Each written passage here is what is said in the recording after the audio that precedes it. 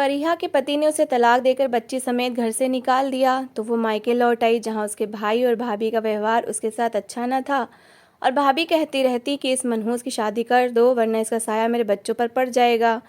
تو ایک دن بھائی نے اسے ایک بوڑھے کے ساتھ بیاہ دیا جس کی نظر اس کی بچی پر تھی، اور ایک دن جب وہ بچی کے قریب گیا تو فریحہ بچی کو لے کر دوبارہ بھائی کی چوکھٹ پر آئی تو بھائی نے اسے دھتکار کر نکال دیا اور پتنی کے ساتھ باتوں میں مگن ہو گیا کہ تبھی اچانک اس کے ہوش اڑ کر رہ گئے جب گھر میں ساجد کی بات سن کر فریحہ کے سر پر آسمان گر پڑا تھا۔ وہ پھٹی پھٹی نظروں سے اپنے پتی کو دیکھ رہی تھی۔ 13 سال کے پیار اور سیوا کا اسے یہ پھل ملا تھا کہ اس کے پتی نے ایک جھٹکے میں اسے اپنی زندگی سے الگ کر دیا تھا۔ فریحہ کو تو ابھی تک اپنے کانوں پر یقین نہیں آ رہا تھا کہ ساجد نے واقعی وہ شبد بول دیے ہیں کہ جس کے بعد ان دونوں کے بیچ کوئی رشتہ باقی نہیں بچنا تھا۔ فریحہ نے ایک نظر اپنی بیٹی پر ڈالی جو معصومیت سے اپنی گڑیا سے کھیل رہی تھی، اور دوسری نظر ساجد پر جو نفرت اور غصے سے اسے دیکھ رہا تھا۔ فریحہ کی آنکھوں سے آنسو بہنے لگے، ہاتھ پیر کپکپانے لگے۔ ساجد کی ماں نے گھور کر فریحہ کو دیکھا اور کہنے لگی، لے میرے بیٹے نے تجھے آزاد کر دیا، اپنا سامان اٹھا اور اب یہاں سے دفع ہو جا، تیری شکل دیکھ دیکھ کر میری طبیعت خراب ہونے لگی تھی۔ ساجد کی ماں نے ہاتھ پکڑ کر فریحہ کو اس کے کمرے میں دھکیلا تاکہ وہ اپنا کچھ سامان سمیٹ لے۔ فریحہ تو ابھی تک ہوش و حواس میں بھی نہیں تھی، اسے کچھ سمجھ نہ آیا، بس اس نے بیٹی کی کچھ چیزیں رکھی اور اپنے ایک دو جوڑے اور ویسے ہی گھر سے باہر نکل گئی۔ اس کی بیٹی حیا پوچھنے لگی، ممی ہم کہاں جا رہے ہیں؟ معصومیت سے گڑیا ہاتھ میں لیے وہ اپنی ماں کو دیکھ رہی تھی جس کے آنسو تھم ہی نہیں رہے تھے۔ فریحہ نے ایک نظر حیا پر ڈالی اور کہنے لگی، بیٹا تیرے ماموں کے گھر جا رہے ہیں، اب ہم وہیں رہیں گے۔ یہ سن کر حیا بڑی خوش ہو گئی، اسے ماموں کے گھر جانے کا بڑا شوق تھا، وہاں اس کی دوستی ماموں کے بچوں سے تھی۔ وہ بہت خوش ہونے لگی، اسے ابھی اس بات کا احساس ہی نہیں تھا کہ وہ ہمیشہ کے لیے اپنے ماموں کے گھر کیوں جا رہی ہے۔ بڑی مشکل سے فریحہ نے ایک رکشہ لیا، دوپٹے کے پلو میں بندھے پیسوں سے کرایہ دے کر وہ اپنے بھائی کے گھر پہنچ گئی۔ پورے راستے اس کی آنکھوں سے بہتے آنسو نہ رکے تھے، طلاق جیسا داغ اس کے دامن پر لگا تھا جو کبھی چھٹایا نہیں چھوٹ سکتا تھا۔ آدھے گھنٹے بعد فریحہ رکشے سے اتر کر اپنے بھائی کے دروازے پر کھڑی تھی۔ دروازہ اس کی بھابھی نے کھولا تو اس کے ہاتھ میں سامان دے کر پہلے تو وہ چوکی اور پھر پوچھنے لگی، سب ٹھیک تو ہے فریحہ؟ 2-4 دن رہنے کے لیے آ گئی ہو؟ یہ کہتے ہوئے اس کی بھابھی کے چہرے کے ایکسپریشن بڑے عجیب سے تھے۔ بڑی مشکل سے فریحہ نے خود پر گزری قیامت کے بارے میں اپنی بھابھی کو بتایا تو وہ بھی ہکا بکا رہ گئی۔ کہنے لگی، کیا مطلب ہمیشہ کے لیے لوٹ آئی ہو کیا؟ فریحہ نے ہاں میں سر ہلایا تو اس کی بھابھی کے چہرے کے ایکسپریشن بدل گئے، وہ غصے میں پیر پٹکتی ہوئی اندر چلی گئیں اور اپنے پتی کو آوازیں دینے لگی، اسلم کہاں ہیں آپ؟ اسلم جو چھت پر تھا بیوی کی آواز پر تیزی سے نیچے آیا، پوچھنے لگا، کیا بات ہے رابعہ، کیوں شور مچا رہی ہو؟ رابعہ بولی، فریحہ کی بات سنو، عجیب عجیب باتیں کر رہی ہے، کہہ رہی ہے ساجد نے اسے طلاق دے دی ہے اور اب یہ ہمیشہ کے لیے یہاں لوٹ کر آئی ہے۔ رابعہ کی بات سن کر اسلم بھی چونک کر بہن کی طرف دیکھنے لگا جس کا سر شرمندگی سے جھکا ہوا تھا، ہاتھ میں ایک کالے رنگ کا تھیلا تھا جو سامان سے بھرا تھا، دوسرے ہاتھ سے اس نے اپنی ننھی سی حیا کا ہاتھ پکڑ رکھا تھا اور حیا گڑیا لیے معصومیت سے ماموں کو دیکھ رہی تھی۔ اسلم نے حالات کی نزاکت سمجھی اور فریحہ سے کہنے لگا، اندر تو آؤ، بیٹھو تو صحیح، دروازے پر ہی کیوں کھڑی ہو؟ ٹھیک سے بتاؤ کیا بات ہے، تمہیں کوئی غلط فہمی ہوئی ہوگی۔ 13 سال کی شادی شدہ زندگی کے بعد ساجد تمہیں اچانک ایسے طلاق کیوں دے دے گا؟ اسلم خود ہاتھ پکڑ کر فریحہ کو اندر لے آیا، چارپائی پر بٹھا اور اسے پانی پلانے لگا۔ رابعہ نے تو اٹھنے کی بھی تکلیف نہیں کی تھی، وہ پلنگ پر بیٹھی منہ پر ہاتھ رکھے بس کبھی فریحہ کو تو کبھی اس کی بیٹی کو تک رہی تھی۔ پھر جب اسلم نے فریحہ سے پوچھا کہ کیا ہوا ہے، ٹھیک طرح سے بتاؤ، میں خود ساجد سے بات کرتا ہوں، ضرور کوئی غلط فہمی ہوئی ہوگی۔ یہ سن کر فریحہ پھوٹ پھوٹ کر رونے لگی۔ گزرے 13 سالوں میں جو کچھ اس پر بیتا تھا پہلی بار وہ بھائی کو سنا رہی تھی، جسے سن کر اسلم حیران رہ گیا اور رابعہ کے چہرے پر طنزیہ مسکراہٹ آ گئی تھی۔ اسے فریحہ کی کسی بات پر یقین نہیں آ رہا تھا۔ فریحہ نے بتایا کہ ساجد کو دوسری عورتوں میں دلچسپی تھی، اسے فریحہ پسند نہیں تھی، لیکن فریحہ پھر بھی دل مار کر اپنے پتی کے ساتھ گزارا کرتی رہی، حیا کی خاطر اس کا ہر ظلم برداشت کیا، کبھی پتی کے آگے آواز نہ اٹھائی۔ پھر بھی ساجد نے آج اسے طلاق دے دی۔ یہ سن کر اسلم بالکل دنگ رہ گیا کہ اس کی بہن پر گزرے 13 سالوں میں کیا کچھ بیت چکا ہے، جبکہ فریحہ سر جھکائے رو رہی تھی۔ وہ بے بسی کی حد پر تھی، مائکے میں بھی تو اسلم کے سوا اور کوئی نہیں تھا اور وہ جانتی تھی کہ رابعہ کے دل میں اس کے لیے کتنی نفرت ہے۔ رابعہ کو تو اس کا گھڑی دو گھڑی بھائی سے ملنے آنا تک پسند نہیں تھا، ہمیشہ کے لیے وہ اسے کیسے رکھ سکتی تھی؟ بس اسی وجہ سے فریحہ نے سسرال میں گزارا کیا، لیکن آج تو اس کے پتی نے اسے یہ کہہ کر طلاق دے دی کہ وہ دوسری شادی کرے گا اور پھر اس سے بیٹا پیدا ہوگا، کیونکہ فریحہ سے اس کی صرف ایک ہی اولاد تھی اور وہ بیٹی تھی، اسے بیٹا چاہیے تھا، یا پھر شاید بیٹے کا تو بہانہ تھا۔ وہ فریہ سے ہی جان چھڑانا چاہتا تھا۔ جو بھی تھا، فریہ خالی دامن واپس اپنے اس مائکے چلی آئی تھی، جہاں ماں باپ تو نہیں تھے لیکن اس کا اکلوتا بھائی تھا۔ اسلم نے اسے تسلی دی، کہنے لگا پریشان نہ ہو، سب ٹھیک ہو جائے گا۔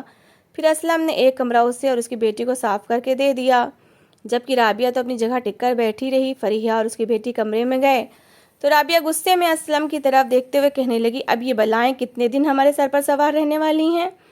رابعہ کی بات سن کر اسلم نے غصے سے اسے دیکھا اور کہنے لگا، میری بہن کی طلاق ہو گئی ہے، اس کا گھر اجڑ گیا ہے، میرے سوا اس کا کوئی نہیں ہے، یہاں نہ آتی تو کہاں جاتی وہ؟ رابعہ کہنے لگی، تو مطلب اب ساری زندگی اس کا بوجھ بھی آپ ہی اٹھائیں گے؟ اور پھر کون سا ہم آپ کی بہن اکیلی ہے، ساتھ میں ایک بچی بھی ہے، ہمارے بھی بچے بڑے ہو رہے ہیں، ہمارے اپنے خرچے ہیں، اور مجھے تو لگتا ہے آپ کی بہن پیدا ہی منحوس ہوئی ہے۔ پہلے ماں مر گئی، شادی سے پہلے باپ کو کھا گئی، شادی کے بعد اب پتی نے بھی طلاق دے کر نکال دیا ہے۔ اگر اس کا سایہ ہمارے بچوں پر پڑ گیا تو ان کے بھوش بھی خراب ہو جائیں گے۔ پھر اتنی مہنگائی کے دور میں ہم فریہ اور اس کی بیٹی کا خرچہ کیوں اٹھائیں گے؟ میں تو کہتی ہوں اسے کہیں اور دفع کر دیجیے۔ رابعہ نفرت کی حد پر تھی۔ اسلم غصے میں کہنے لگا، ابھی وہ کچھ دن یہیں گزارے گی، اس کے بعد سوچیں گے کہ اس کے ساتھ آگے کیا کرنا ہے، فی الحال تو مجھ سے کوئی ایسی ویسی بات نہ کرنا۔ رابعہ حیرت سے پتی کو دیکھتے ہوئے پوچھنے لگی، یہ اچانک بہن کے لیے اتنی محبت کہاں سے پیدا ہو گئی؟ یہ سن کر اسلم سر جھک گیا۔ ایسا نہیں تھا کہ اسے فریہ سے محبت نہیں تھی، اسلم کو بہن بہت پیاری تھی، اکلوتی چھوٹی بہن تھی، لیکن بیوی کے آگے وہ ہمیشہ سے مجبور تھا۔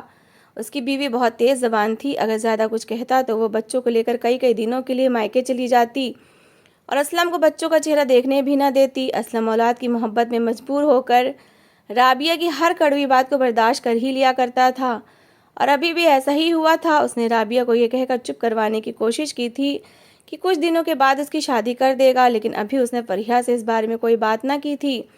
فریہ جو بہت صدمے میں تھی، اگلے ہی دن رابعہ نے صبح سویرے اس پر گھر کی ساری ذمہ داری ڈال دی تھی۔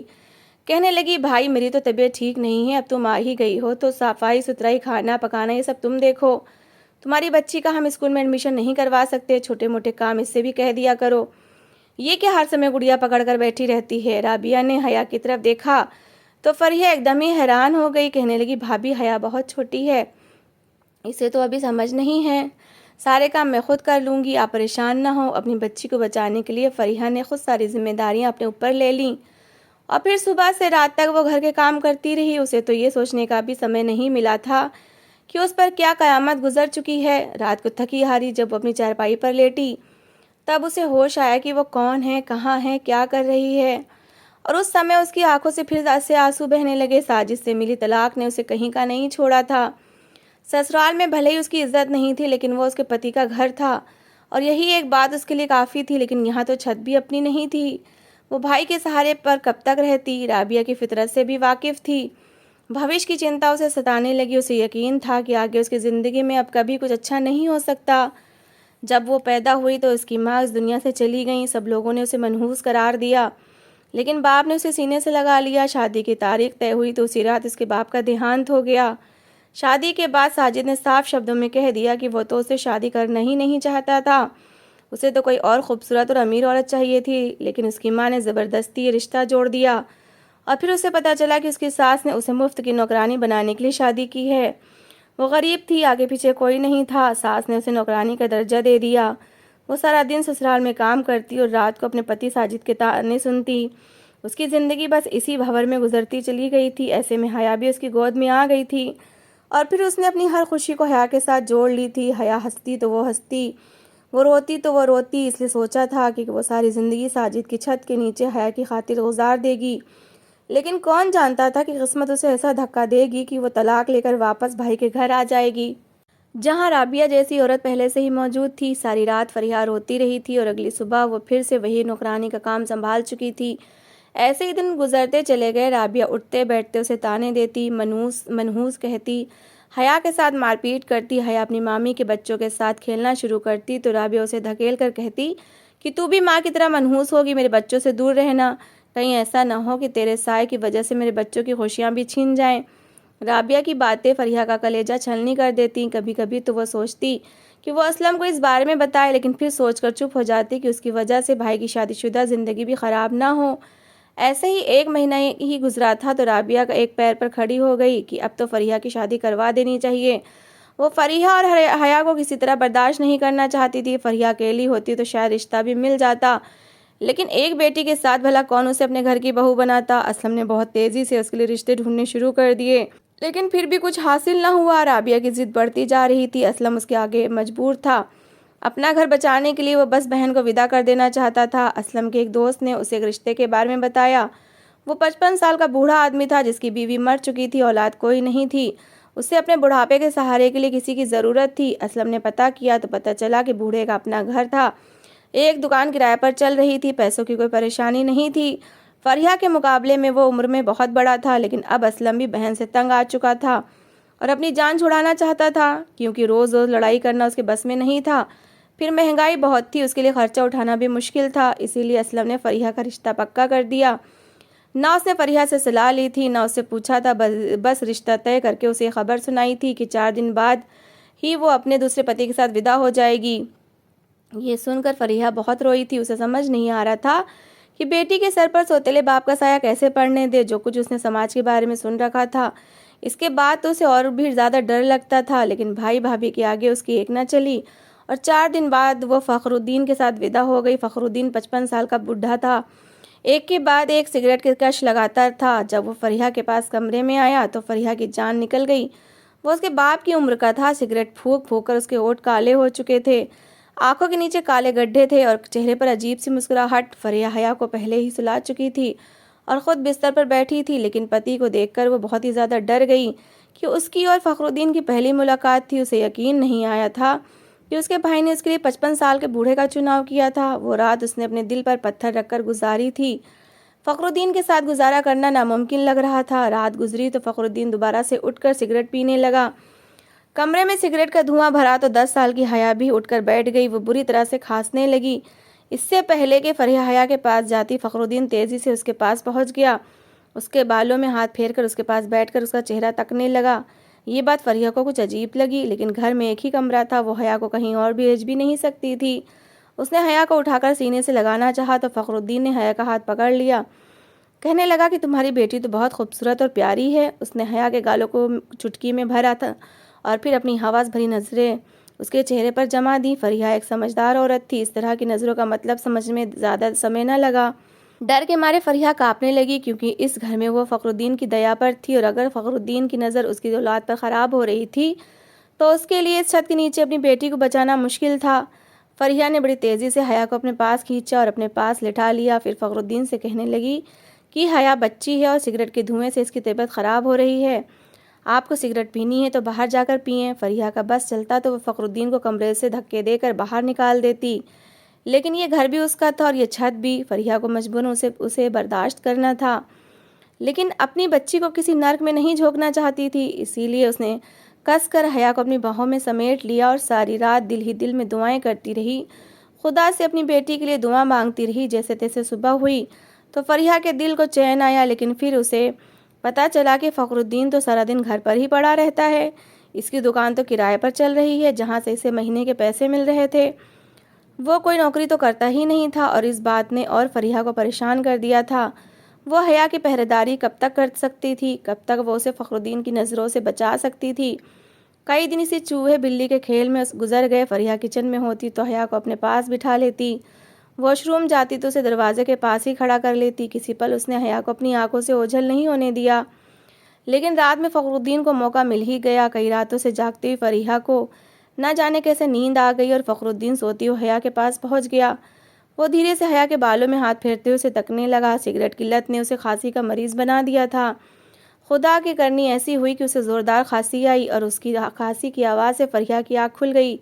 جیسے ہی وہ اٹھ کر بیٹھی تو اس نے دوسری چارپائی پر سوئی ہوئی حیا کے پاس فخر الدین کو دیکھا اور وہ چیختی ہوئی اٹھ کھڑی ہوئی۔ پھر فخر الدین کو ایک زوردار دھکا دیا اور حیا کو اپنی گود میں اٹھا لیا۔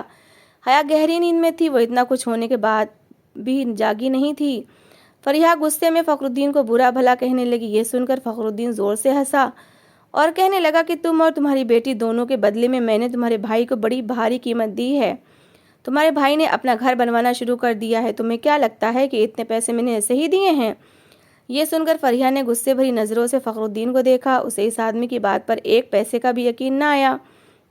اس نے فخر الدین کو نفرت سے دیکھا اور حیا کو گود میں اٹھائے گھر سے باہر نکل گئی۔ صبح تڑکے کا سمے تھا، ہلکی ہلکی روشنی پھیل رہی تھی۔ فریحہ بھاگتی ہوئی رکشے اسٹینڈ پر تک پہنچی اور رکشہ کر کے وہ واپس اسلم کے گھر پہنچ گئی۔ اسے یقین تھا کہ فخر الدین نے اسے جھوٹ بولا ہے، بھلا اس کا بھائی ایسا کیسے کر سکتا تھا؟ لیکن گھر کے دروازے پر پہنچ کر اس کی آنکھیں پھٹی کی پھٹی رہ گئیں، کیونکہ واقعی گھر میں کام چل رہا تھا۔ اسلم نوکری پر جانے کے لیے اٹھا ہوا تھا۔ فریحہ نے دروازہ بجایا تو اسلم نے ہی دروازہ کھولا۔ اتنی صبح بہن اور بھانجی کو دیکھ کر وہ حیران ہوا اور پیچھے ہٹا تو فریحہ گھر میں داخل ہو گئی۔ روتے ہوئے وہ چارپائی پر بیٹھ گئی اور اس نے بھائی کو ساری بات بتائی۔ پھر اس نے اسلم سے بھی پوچھا کیا آپ نے فخر الدین سے کوئی پیسے لیے ہیں؟ یہ سن کر اسلم کو غصہ آ گیا کہ فریحہ کی بات کا صحیح سے جواب دینے کے بجائے وہ کہنے لگا، مجھے لگتا ہے کہ تمہارا ہی گھر بسانے کا کوئی ارادہ نہیں ہے۔ پہلے تم 13 سال کی شادی شدہ زندگی کو دفنا کر چلی آئی ہو اور اب ہفتے بھر میں ہی لوٹ آئی ہو۔ تمہارا اب دماغ تو ٹھیک ہے یا نہیں؟ کیا میں تمہاری شادی ہی کرتا رہوں گا؟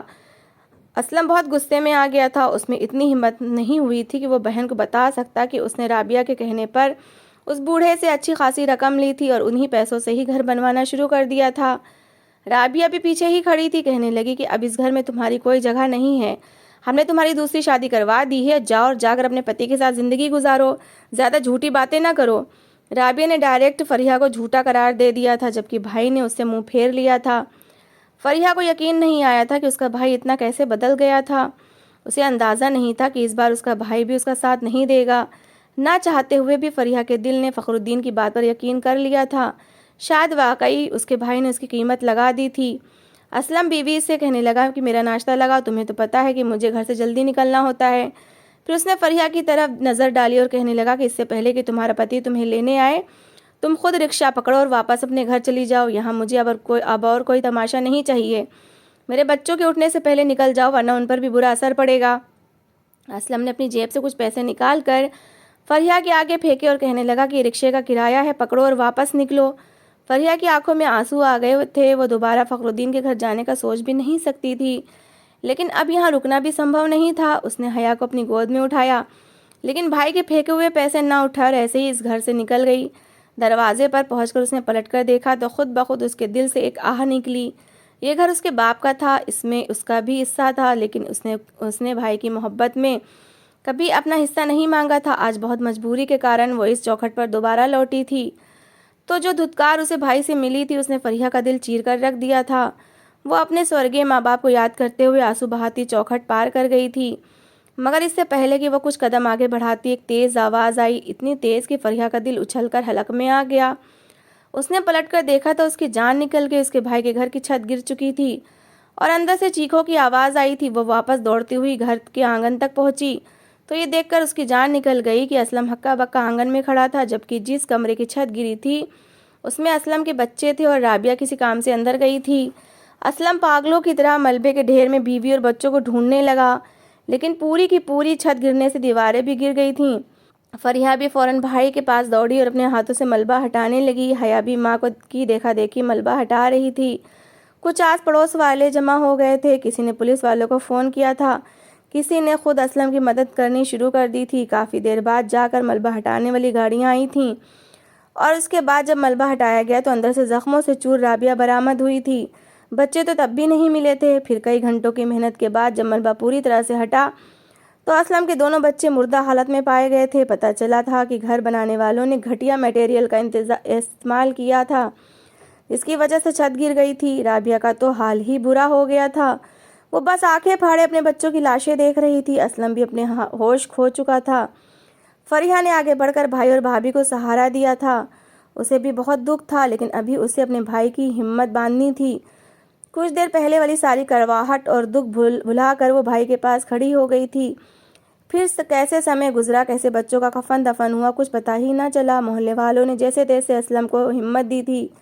رابعہ کو تو اب بھی ہوش نہیں تھا، کبھی وہ بیٹے کو پکارتی تو کبھی بیٹی کو، اور پھر ایسے ہی 10-12 دن گزر گئے۔ 10-12 دن بعد فریحہ نے جب اسے بری طرح سے جھنجھوڑا اور کہا کہ بھابھی ہوش کرو، بچے نہیں رہے، تب رابعہ کو ہوش آیا تھا۔ اس نے حیا کو دیکھا اور اسے سینے سے لگا کر دہاڑے مار مار کر رونے لگی اور پھر فریحہ سے معافی مانگنے لگی، کہنے لگی تمہاری بد دعا مجھے لگ گئی، تمہاری آہ میرے گھر کو کھا گئی، میں نے تم پر ظلم کیا تھا نا، دیکھو مجھ سے حساب لے لیا گیا ہے، میرے دونوں بچے مجھ سے جدا ہو گئے، میں نے تمہاری بچی کو اس بوڑھے کے پاس واپس بھیجنا چاہا تھا، یہ جانتے ہوئے بھی کہ وہ بدنیت ہے، یہ جانتے ہوئے بھی کہ تم سچ کہہ رہی ہو، دیکھو خدا نے انصاف کر دیا، میں خالی ہاتھ رہ گئی، مجھے لگتا تھا کہ میں تمہیں اور تمہاری بیٹی کو یہاں رکھوں گی تو میرے بچوں کا بھوشیہ خراب ہوگا، لیکن دیکھو آج میرے بچے ہی مجھ سے چھین گئے ہیں، میں نے اپنی غلطیوں سے، اپنے گناہوں سے اپنے بچوں کی خود جان لے لی ہے۔